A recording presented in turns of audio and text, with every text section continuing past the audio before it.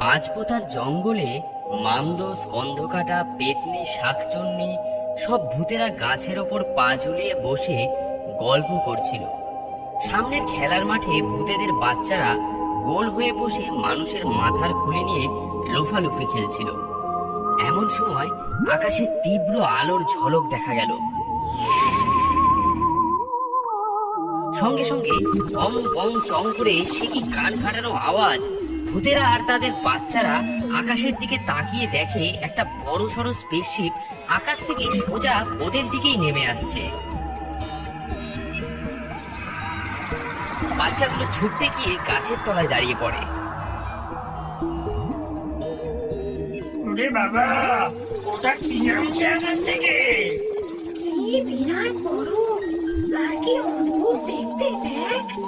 মামদো এক লাফ দিয়ে গাছ থেকে নেমে বলল, তোরা কেউ কাছে যাস না, কি জানি কি না কি জিনিস। মানুষেরা তো আমাদের ভয়ে এই জঙ্গলেই ঢোকে না, তবে এরা কারা? ওদের কথার মাঝে স্পেসশিপটা গো গো করতে করতে ল্যান্ড করলো মাঠের একদম মাঝখানে। ওরে, ওটা আমাদের খেলার মাঠেই নামলো, দেখ। সব ভূতেরা অবাক হয়ে তাকায়। স্পেসশিপের দরজা খুলে যায় ধীরে ধীরে। ভেতর থেকে দুটো এলিয়েন বেরিয়ে আসে। ওরে, এগুলো তো মানুষ নয়, কেমন দেখতে দেখ, আমাদের থেকেও তো ভয়ঙ্কর দেখতে। মনে হচ্ছে এরা এ দেশের নয়, বিদেশ থেকে এসেছে, তবে সাহস আছে কিন্তু।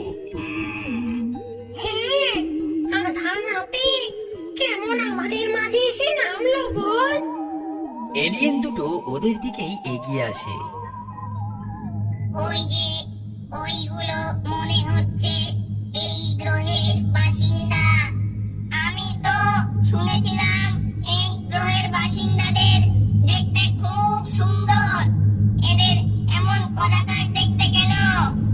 ওই দেখ, একজন আবার মুন্ডুটা হাতে ধরে দাঁড়িয়ে আছে।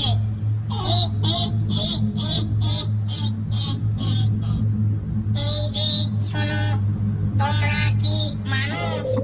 ব্রহ্মদত্তি অনেকক্ষণ থেকেই হুকু হাতে সব চুপচাপ দেখছিল। সে এগিয়ে এসে বলল, যা, আমরা মানুষ হতে যাব কেন? আমরা ভূত। ভূত? ভূত আবার কি হে?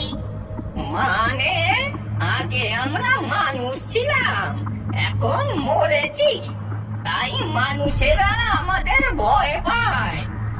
এ কেমন অদ্ভুত গ্রহ রে! এখানে মানুষগুলো মরার আগেও থাকে, আবার মরার পরেও থাকে। শোনো, আমাদের উপর দায়িত্ব ছিল পরীক্ষার জন্য একটা মানুষ নিয়ে যাওয়া। এ তো আগে মানুষ ছিল, এখন নাকি ভূত। আপাতত তাহলে এটাকেই ধরে নিয়ে যাওয়া যাক। তাই চলো, বেটা ভূতকেই ধরে নিয়ে যাই। এই বলে একটা এলিয়েন ডান হাতটা সামনে বাড়ালো আর হাত থেকে একটা আলোর রেখা বেরিয়ে ব্রহ্মদত্তিকে সেটা দিয়ে বেঁধে ফেললো। ব্রহ্মদত্তি হাউমাউ করে চেঁচিয়ে উঠল, এই এই অল্প পেয়ে ওনা মুখ, আমাকে বাদলি কেন তোরা? আমাকে ছেড়ে দে। এই এলিয়েনরা তার কথার উত্তর না দিয়ে হেঁটে চললো স্পেসশিপের দিকে। আর ব্রহ্মদত্তি পেছনে ভাসতে ভাসতে তিনজনেই স্পেসশিপে ঢুকে গেল। দরজা বন্ধ হয়ে গেল। ওরে বাবা, এরা কারা? ওরা যে খোকা ঠাকুরকে বেঁধে নিয়ে চলে গেল। কি জানি, ওনাকে ধরে নিয়ে গিয়ে কি না কি করবে। আমি বুঝতে পেরেছি, এরা বিদেশ থেকে আসেনি, এরা এসেছে অন্য গ্রহ থেকে। এদের বলে এলিয়েন। এদিকে তখন স্পেসশিপের ভেতরে ব্রহ্মদৈত্যকে একটা অদ্ভুত সুইচ লাগানো গাবদা চেয়ারের সঙ্গে বেঁধে রাখা হয়েছে। তার চারিদিকে আবার কাচের আচ্ছাদন। চারপাশে 5-6 জন এলিয়েন ভিড় করে তাকে দেখছে। এটা কি এই গ্রহের বাসিন্দা? হ্যাঁ, তবে এটা মানুষ নয়। এগুলো নাকি আগে মানুষ ছিল, এখন নাকি মরে ভূত হয়েছে।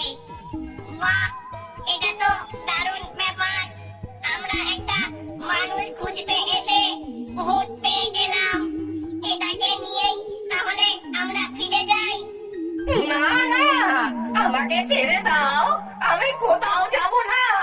আমি এই 5 কোটার জঙ্গলে পা ঝুলিয়ে বসে থাকবো। এটা এখানেই বাধা থাক। এটাকে নিয়ে পরীক্ষা নিরীক্ষা করে দেখা যাবে কদিন। হ্যাঁ হ্যাঁ ঠিক আছে। এদিকে বাইরে ভূতেদের মিটিং বসে। আজ আমাদের সামনে দিয়ে কর্তা মশাইকে নিয়ে গেল, এই আমাদের অপমান। আজ উনাকে ধরেছে, কাল যদি আমাদের ধরে আমরা কোথায় খেলবো? আমাদের খেলার মাঠগুলো দুষ্টু লোক নিয়ে নিয়েছে। চিন্তা নেই, আমরা কিছু একটা ব্যবস্থা করবই। তখন কিছু বোঝার আগেই আচমকা কর্তা মশাইকে ধরে নিয়ে গেল। হ্যাঁ, ওনাকে আমরা উদ্ধার করবই। ভূতেদের মান সম্মানের ব্যাপার এটা, নইলে মানুষগুলো আর আমাদের ভয় পাবে ভেবেছো? ঠিক ঠিক, এই এলিয়েনগুলোকে উচিত শিক্ষা দেওয়া দরকার। আর দেখো না, বাছারা কেমন কেঁদে চলেছে। মামদো আর স্কন্ধকাটা স্পেসশিপের কাছাকাছি ঘুরঘুর করছিল। কর্তা ঠাকুরকে মেরে ফেলবে না তো? তোর যেমন বুদ্ধি, তিনি তো আগের থেকেই মরে আছেন, তো আবার মরবেন কি করে? এলিয়েনদের বিশ্বাস নেই, এখন ওনাকে বাঁচাবো কিভাবে তাই বল। চল আমরাও ওই যানটার ভেতরে ঢুকে দেখি ওরা কি করছে। ওরা স্পেসশিপ ভেদ করে হাওয়ার মতো ভেতরে ঢুকে পড়ে এবং পা টিপে টিপে ভেতরে এগিয়ে যায়। খুব আস্তে আস্তে আয়, মুন্ডুটা যেন হাত থেকে না পড়ে। ঠিক করে ধরে রাখো বাবু, এখানে মুন্ডু হারালে আর পাবি না। হ্যাঁ হ্যাঁ, আমার মুন্ডু নিয়ে তোকে অত ভাবতে হবে না। ওই দেখ কর্তা মশাই কেমন বেঁধে রেখেছে দেখ। ওরা কাচের ঘরের সামনে এসে দাঁড়ায়। ব্রহ্মদৈত্যী ওদের দেখে বলে, কি ঝামেলায় পড়লাম বাবু? বলে আমাকে নাকি ওদের দেশে নিয়ে যাবে। সে কি কথা? তোমাকে নিয়ে গিয়ে কি করবে গো ওরা? আমরা শুনেছিলাম পৃথিবীতে মানুষ থাকে।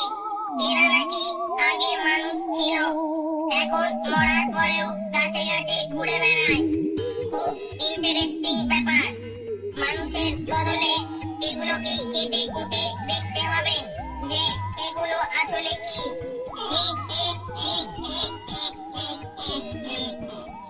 এই দুটোকেও মেরে রাখা দরকার।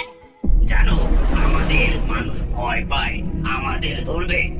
মজা নাকি? তোদের পালের গোদাটাকে ধরেছি, এবার তোদের পালা। এক এলিয়েন একটা আলোর গোলা ওদের দিকেই ছুড়ে দেয়। মামদো চট করে একপাশে সরে যায়। কি ভেবেছো তোমরা শুধু ম্যাজিক জানো? আগুনের গোলা ছুটতে পারো? আমরাও পারি। এই বলে সেও একটা আগুনের গোলা এলিয়েনদের দিকে ছুড়ে দেয়। এলিয়েনটা সরে যায়। বাহ, এরাও দেখছি আমাদের মতো শক্তিশালী। আগে তো বোঝা যায়নি। তবে রে বেটা, এই স্কন্ধকাটাও একটা বড় আগুনের গোলা ছুঁড়ে মারে। সেটা একটা এলিয়েনের গায়ে লেগে যায়। সে আহত হয়ে মাটিতে পড়ে কাতরাতে থাকে। বাবা গো, মা গো, পৃথিবীর ভূতগুলো কি ডেঞ্জারাস গো। এদের বন্দি করো তাড়াতাড়ি। একটা কাঁচের বক্স মামদো আর স্কন্ধকাটার চারপাশ ঘিরে ধরে। আমাদের বুড়ো কর্তা মশাইকে কায়দা করে বেঁধে রেখেছিস বলে ভাবছিস আমাদেরও আটকাতে পারবি? তোরা জানিস না যে আমরা কি করতে পারি। এইবার দেখ। স্কন্ধকাটা আর মামদো দুজনেই কাঁচের বাক্সের গায়ে হাত ঠেকাতেই সেই বাক্স খুলে যায়। ওরা দুজন বাইরে বেরিয়ে আসে। মামদো এক লাফে একটা এলিয়েনের ঘাড়ে চেপে বসে। আমাদের কর্তা মশাইকে ছাড়, নইলে এবার হাত দেবো মরতে।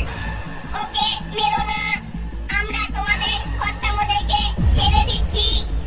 এই বলে একজন এলিয়েন ব্রহ্মদৈত্যের দিকে আঙুল বাড়িয়ে আঙুলটা নাড়ায়। সঙ্গে সঙ্গে কাঁচের বাক্স খুলে ব্রহ্মদৈত্যের বাঁধন খুলে যায়।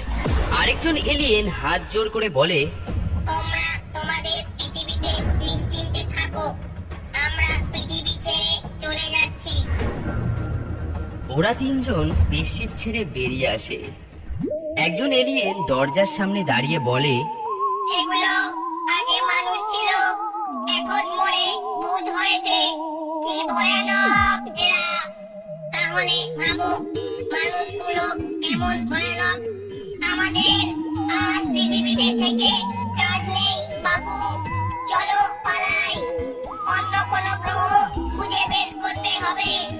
হ্যাঁ, তাই ভালো, চলো এখানে থেকে কাজ নেই আর। স্পেসশিপের দরজা বন্ধ হয়ে যায়। স্পেসশিপটা সাই করে আকাশে উড়ে মিলিয়ে যায়। এদিকে বাচ্চা ভূতেরা হাততালি দিয়ে বলে, আমরা আবার এখানে খেলা করতে পারবো। কি মজা, কি মজা! রাত দুপুরে কি ঝামেলাটাই না হলো বাপু। এবার বাবু আমাকে এক ছিলেন তামাক খাওয়া।